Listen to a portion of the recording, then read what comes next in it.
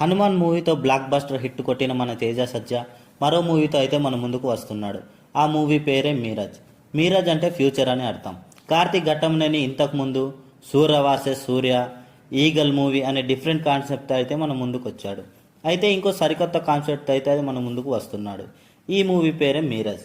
అయితే ఈ మూవీలో నుంచి అయితే తేజ సజ్జా ఫస్ట్ లుక్ అయితే రిలీజ్ చేశారు. అందులో తేజ సజ్జా ఒక యోధుల్లో అయితే మనకు కనిపిస్తున్నాడు. ఇందులో నుంచి మరో విషయం అయితే బయటపడింది. విడుదల చేసిన గ్లిమ్స్లో ఆ మూవీ అంతా ఒక గ్రంథం గురించి అయితే ఉంటుందని. ఆ గ్రంథం ఏమిటంటే మౌర్య సామ్రాజ్యానికి చెందిన అశోకుడు కళింగ యుద్ధం తర్వాత పశ్చాత్తాపంతో యోగిగా అయితే మారుతాడు. అశోకుడిని యోగిగా మార్చిన ఆ గ్రంథం కోసం విలన్లు అయితే వెతుకుతూ ఉంటారు.